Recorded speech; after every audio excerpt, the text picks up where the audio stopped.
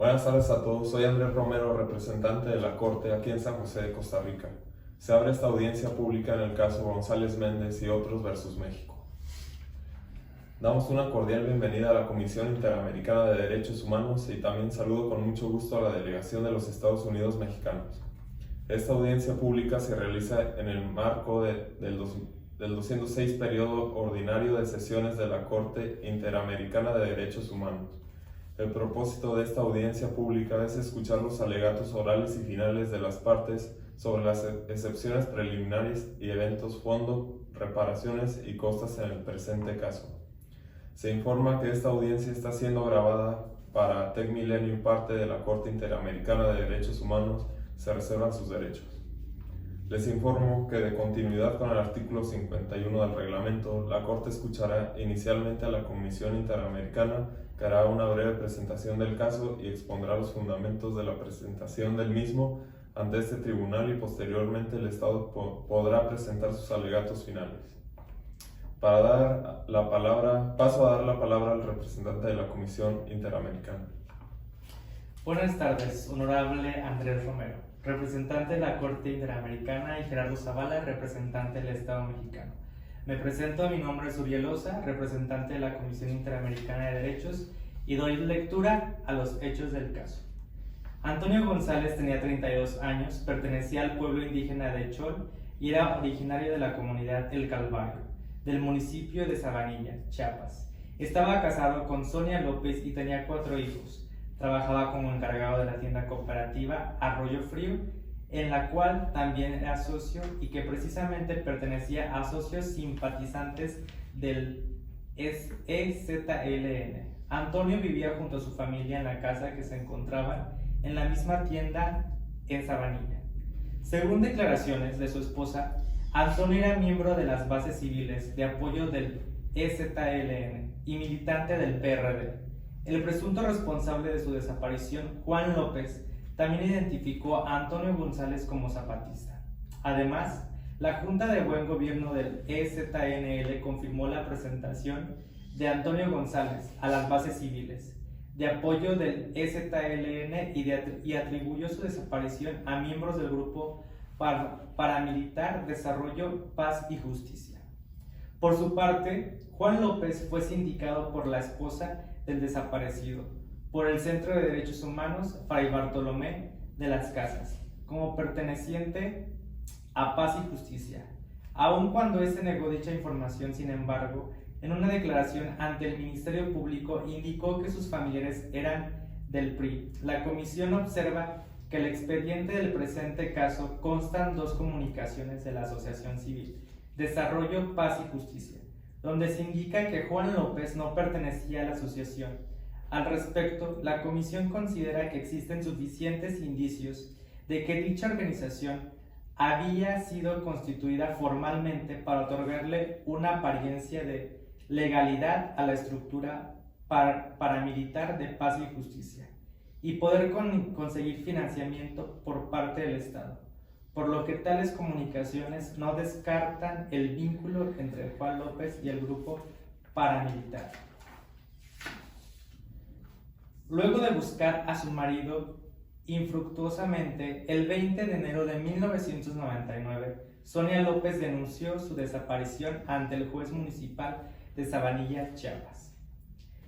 El 10 de agosto del 2000, la Comisión Interamericana de Derechos Humanos recibió una petición presentada por el Centro de Derechos Humanos Fray Bartolomé de las Casas, AC, en la cual se alega la responsabilidad internacional de los Estados Unidos mexicanos por la presunta desaparición forzada de Antonio González Méndez y la posterior falta de investigación de los hechos en perjuicio de este, su esposa Sonia López Juárez y sus 4 hijos, Ana González López, Magdalena González López, Gerardo González López y Elma Talía González López. Estos fueron los hechos ocurridos. Muchas gracias. Favor de proceder con las conclusiones. Gracias. Los alegatos por parte de la Comisión Interamericana son los siguientes. De conformidad al artículo 1 de la Convención Americana sobre Derechos Humanos, los Estados partes de la citada convención se comprometen a respetar los derechos y libertades de toda persona sin discriminación de raza, color, sexo, idioma o religión y opiniones políticas o de cualquier otro índole. Sin embargo, no se ha esclarecido la verdad de lo ocurrido, ni se ha identificado o sancionado a los responsables, violentando la naturaleza de la ya citada convención por parte del Estado mexicano.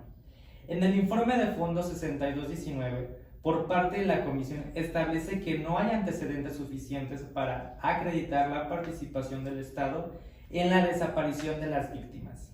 Sin embargo, es importante mencionar que el proceso llevado a cabo por parte del Estado mexicano fueron los siguientes. 1.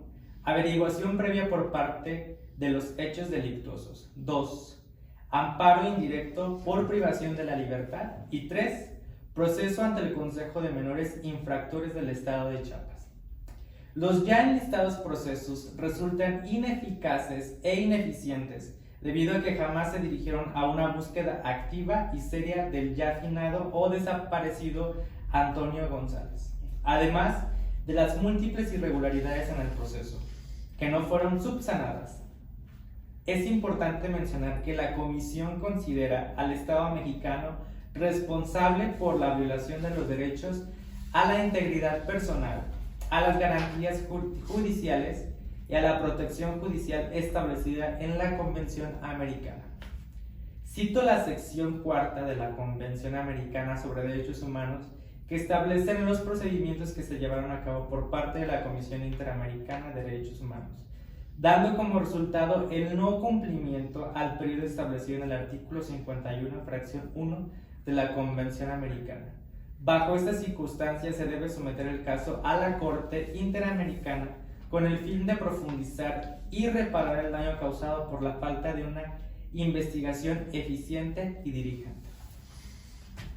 Gracias. Ahora pasaré la palabra a la representación del Estado para que presente sus alegatos finales orales. Gracias, representante, y un saludo al representante de la Corte Interamericana y al representante de la Comisión Interamericana de los Derechos Humanos. Soy Gerardo Zavala Gallardo, en representación del Estado mexicano, y procedo a dar la postura por parte del Estado. El Estado mexicano conoce el compromiso incuestionable en favor de la protección y promoción de los derechos humanos. También expresamos nuestro profundo dolor a la señora López y su familia por el daño causado hace mucho tiempo, y le compartimos el compromiso del Estado para reivindicar y dignificar al señor Antonio González Méndez, y de cumplir con nuestra obligación de asumir la responsabilidad internacional que ya se ha hecho ante la Comisión Interamericana de Derechos Humanos. Los alegatos por parte del Estado mexicano es que se reitera la postura ante la Corte Interamericana de Derechos Humanos, la cual es que el Estado no tiene ninguna relación ni tuvo participación alguna en la desaparición del señor Antonio González, misma que se acusa al Estado mexicano como una desaparición forzada, hecha por Juan López, quien teóricamente se vincula con el Grupo Paz y Justicia. Relación que nunca ha sido comprobada, sino que ha quedado meramente en especulaciones hechas por la familia de la víctima. Asimismo, el Estado mexicano expresa que ya había asumido su responsabilidad internacional ante la Comisión y que se encuentra en el desarrollo de su reparación, por lo que no entendemos el por qué se ha pasado el caso de González Méndez al presente Tribunal de la Corte Interamericana de Derechos Humanos, debido a que se han cumplido con todos los requerimientos hechos por la Comisión, todos los procedimientos hechos por la Comisión en lo que se refiere al artículo 48 de la Convención Americana sobre Derechos Humanos, donde se menciona que se solicitará la información al gobierno del Estado al cual pertenezca la autoridad señalada como responsable de la violación alegada. Mismos informes que se entregaron en el plazo a que se refiere el artículo 51 en su párrafo primero. Por lo que el Estado mexicano concluye y se pronuncia ante esta honorable Corte diciendo que no estamos en contra de los hallazgos de la Comisión, sino que se reconoce e implementan medidas para la reparación del daño. Finalmente concluimos que el Estado no es responsable por las violaciones al reconocimiento de la persona jurídica, ni los derechos a la vida, a la integridad personal, ni a la libertad. Esa es la postura del Estado mexicano. Muchas gracias por la palabra, representante de la Corte. Gracias.